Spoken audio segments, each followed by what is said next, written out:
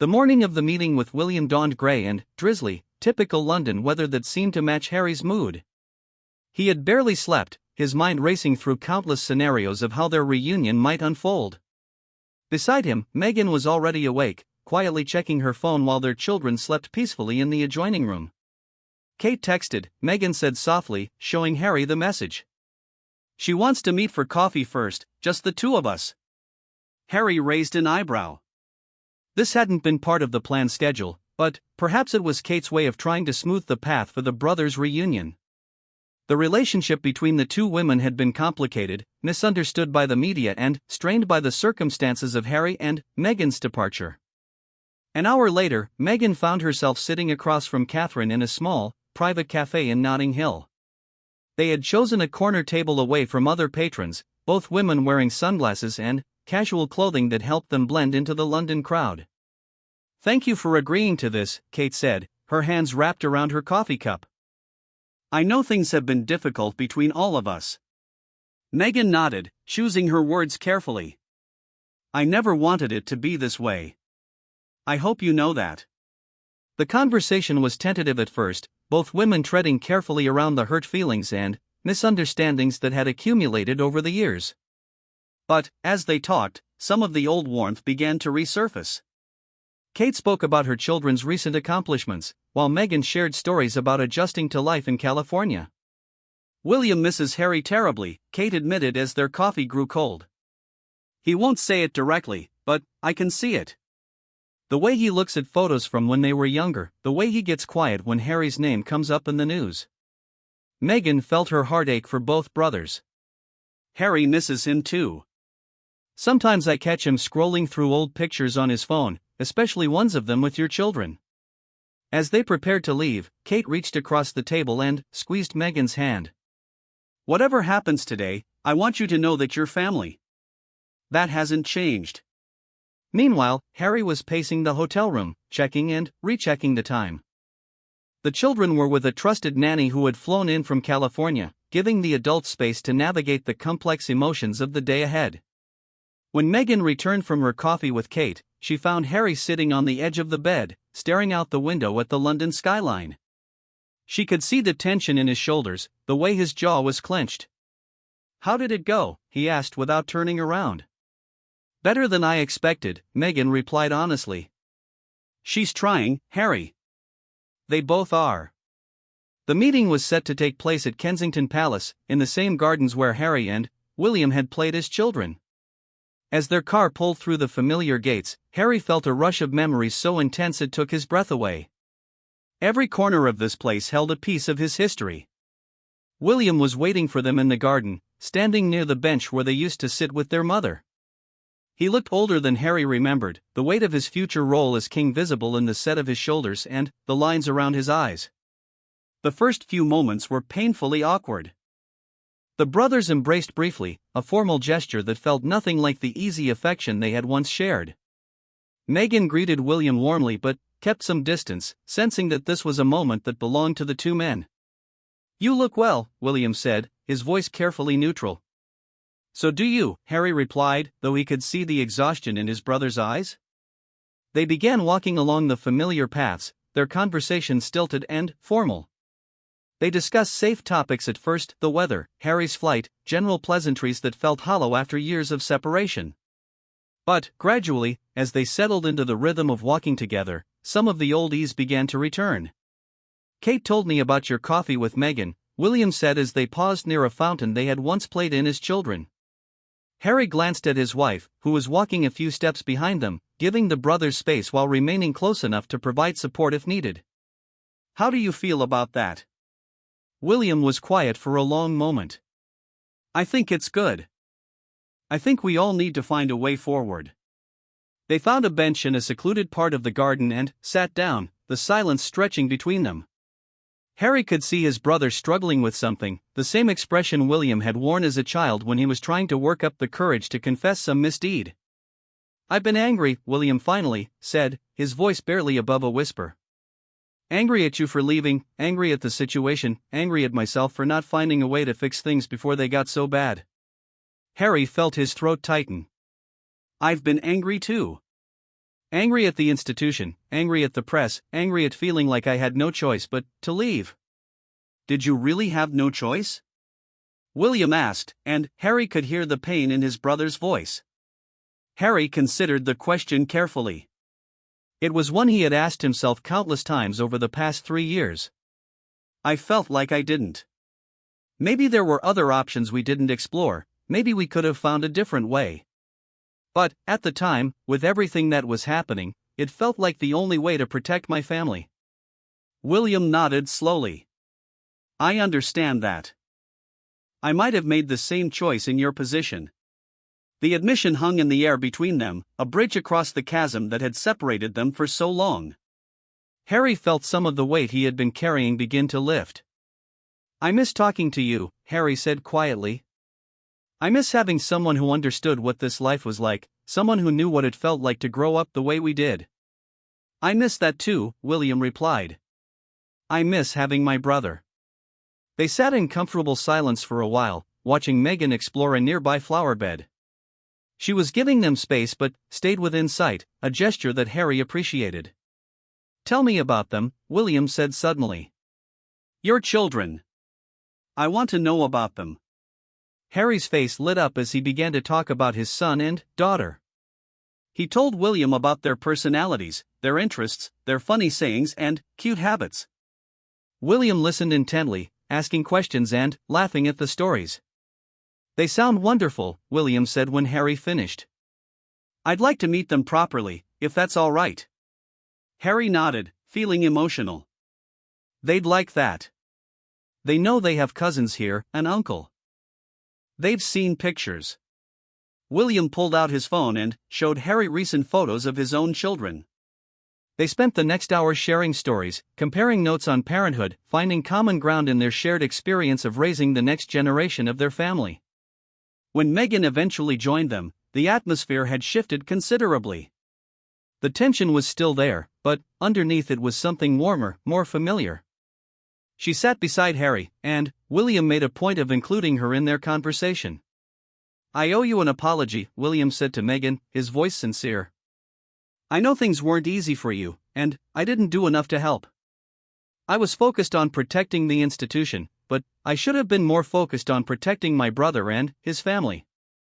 Meghan was quiet for a moment, clearly moved by the unexpected apology. We all made mistakes, she said finally. What matters is that we're trying to do better now. As the afternoon progressed, they were joined by Kate and the children from both families.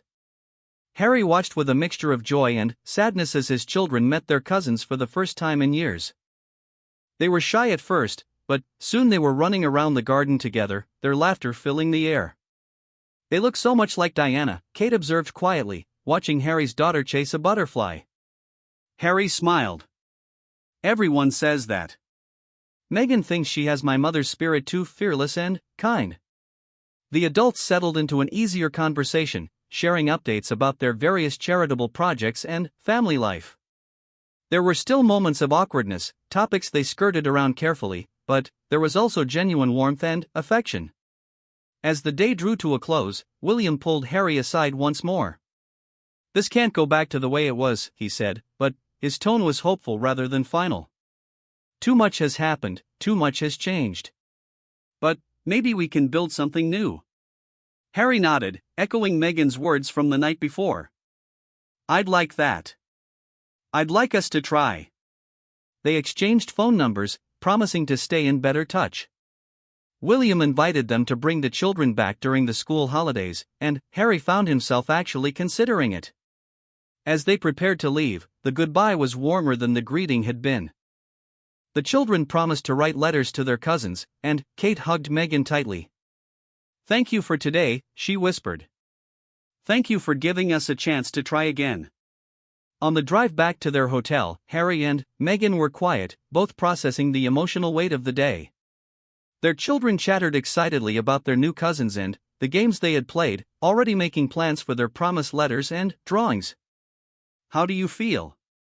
Meghan asked as they walked through the hotel lobby. Harry considered the question. Hopeful, he said finally. Cautiously hopeful. That evening, as they put the children to bed, Harry's phone buzzed with a text from William. It was a simple message, just a photo of the two brothers from their childhood, with a heart emoji.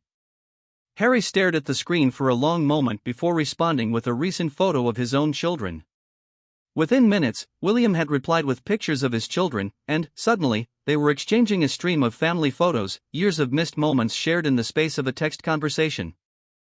Meghan found Harry sitting on the balcony later that night, scrolling through the photos on his phone with a soft smile on his face.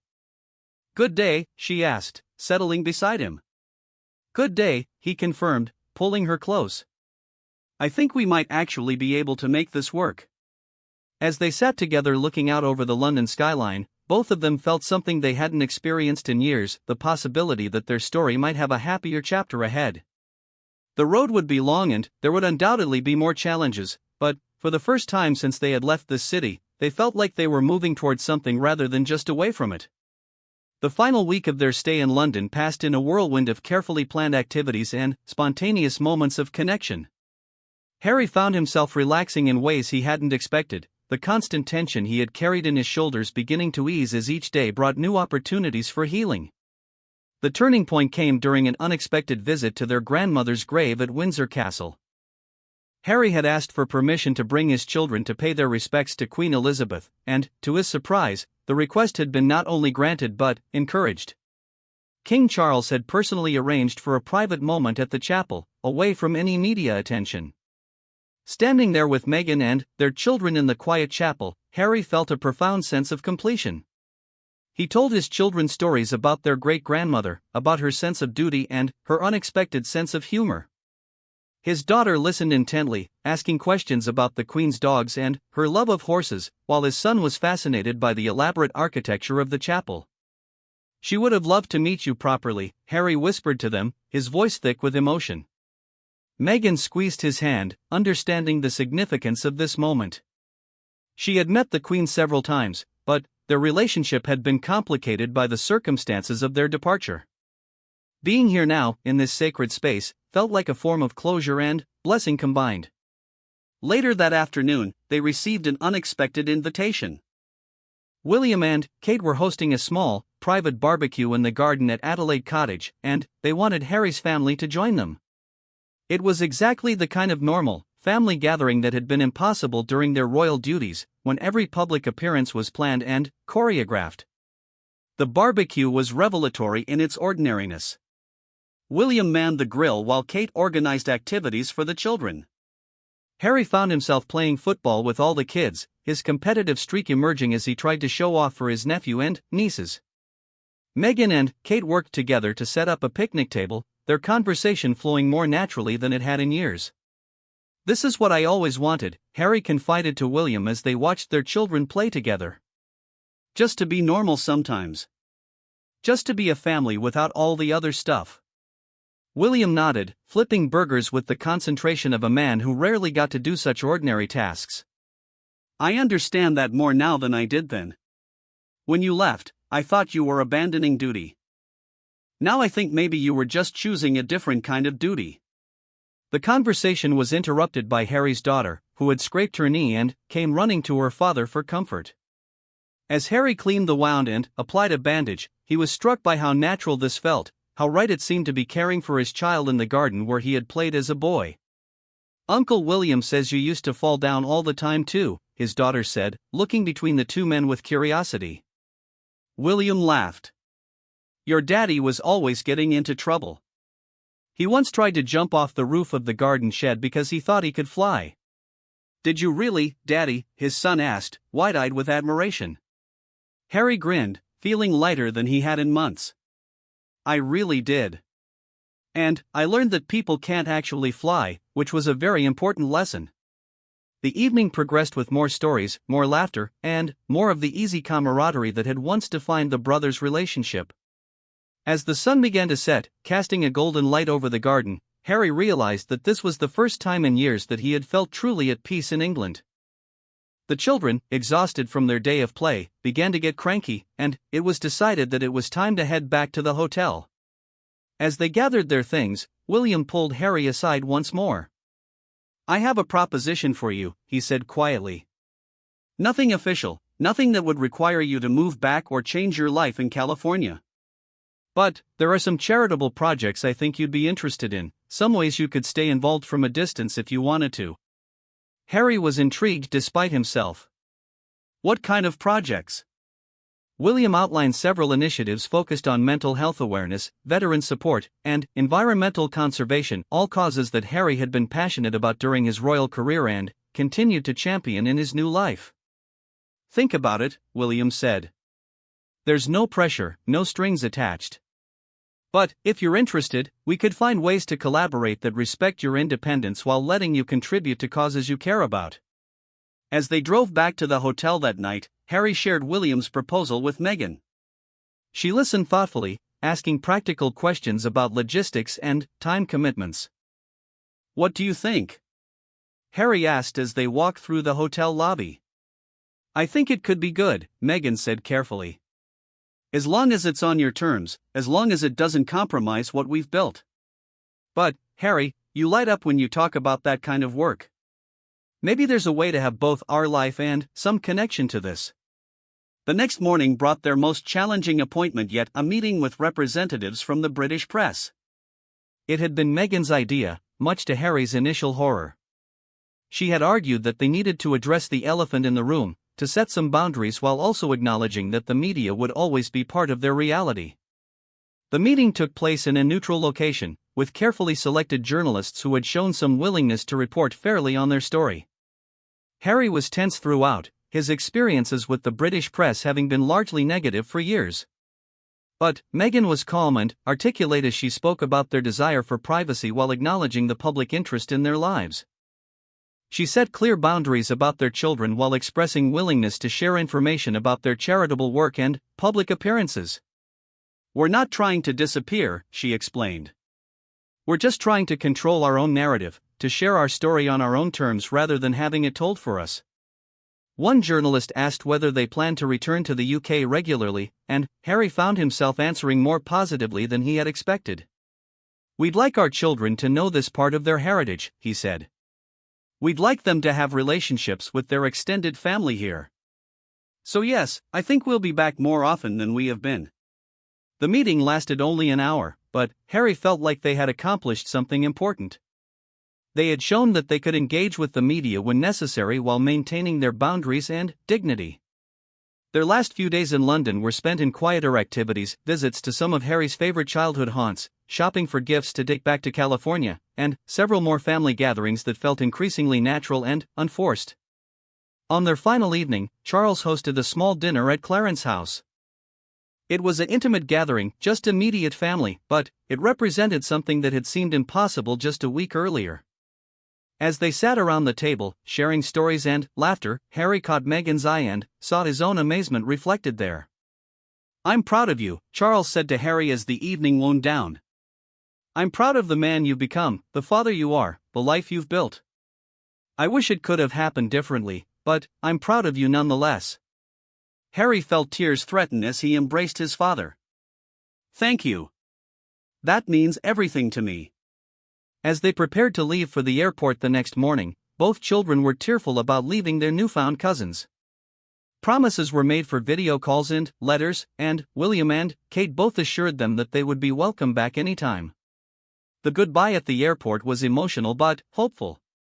William and Harry embraced without the awkwardness that had marked their reunion, and Meghan and Kate hugged like old friends. This isn't an ending, Kate said to Meghan.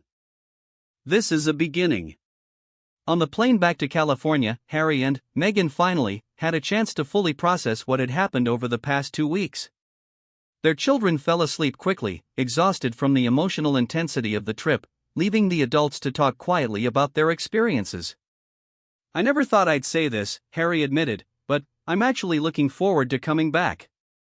Meghan smiled, taking his hand. I can see that.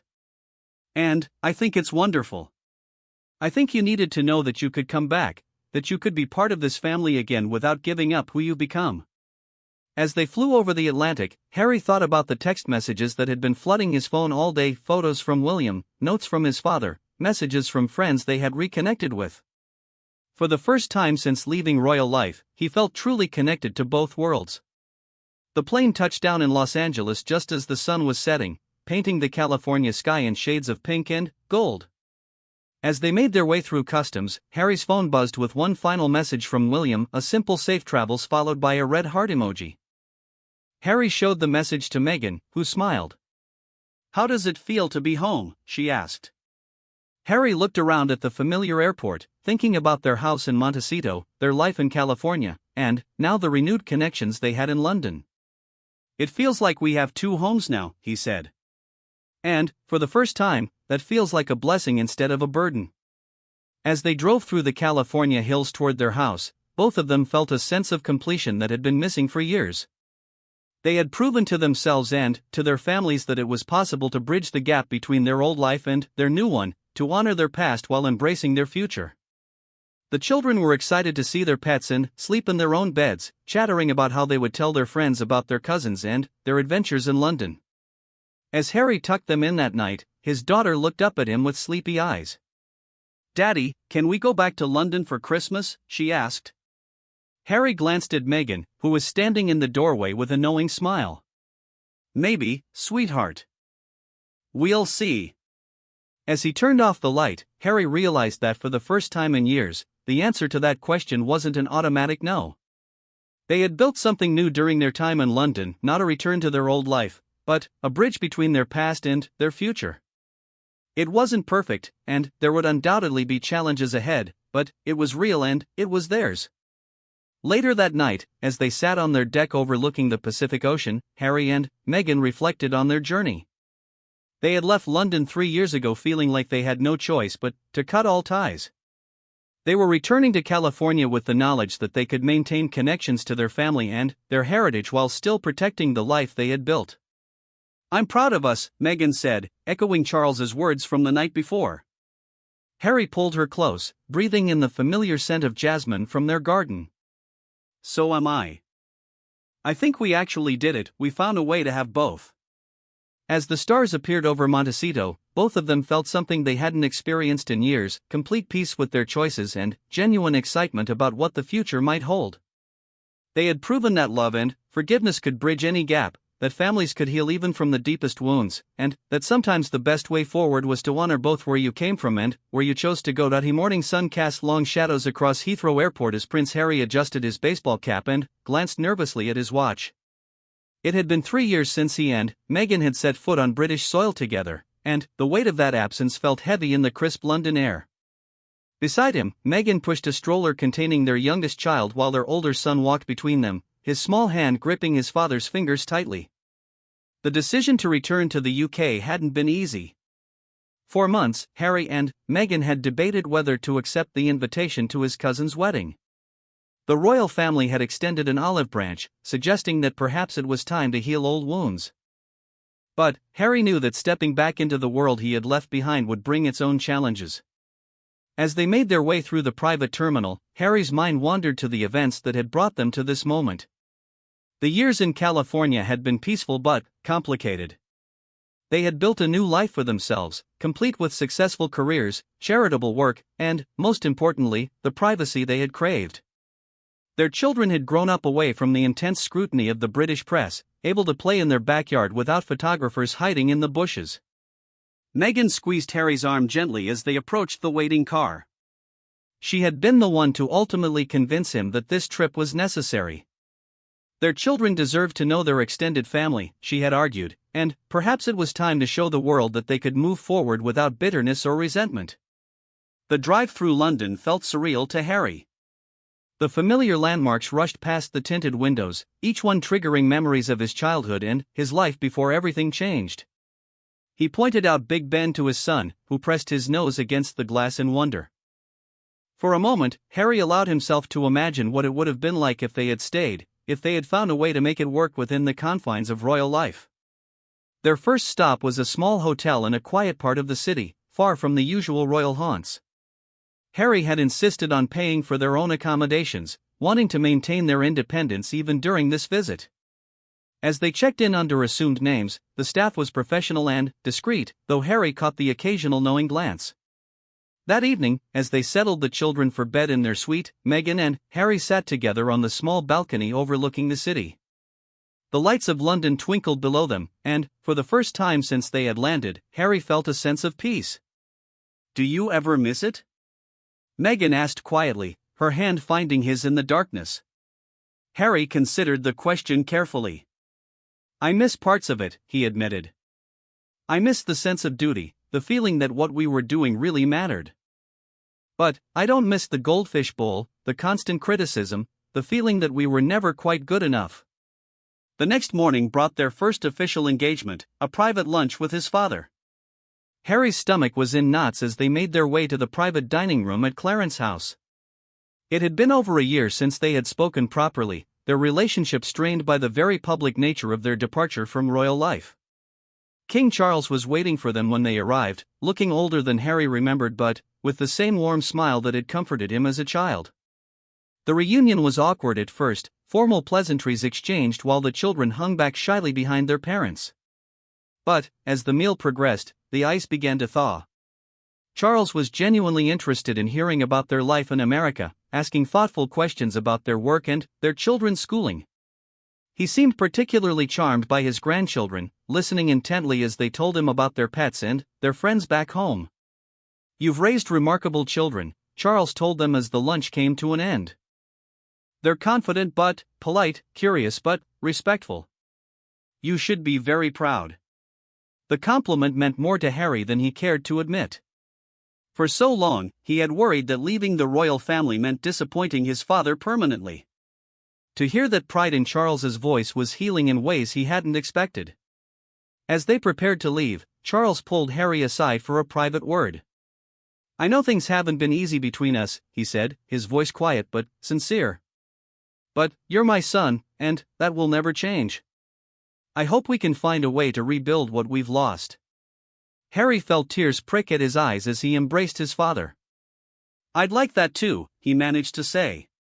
The afternoon was spent in relative privacy, walking through Hyde Park with the children. It was Meghan's idea to visit the Diana Memorial, a place Harry hadn't been to since the early days of their relationship. Standing there with his wife and children, looking at the memorial to his mother, Harry felt a complex mix of emotions. "She would have loved them," he said to Meghan, watching their children play nearby. "She would have been so proud of you," Meghan replied. "Of the father you've become, of the man you've grown into." That evening, they had dinner with Harry's closest friends from his military days. The gathering was relaxed and filled with laughter, reminding Harry of the bonds he had left behind. His friends were curious about their life in America but respectful of the journey they had taken. As the night wore on, Harry felt some of the tension he had been carrying begin to ease. The children were the real stars of the evening, charming Harry's friends with their stories and their easy confidence.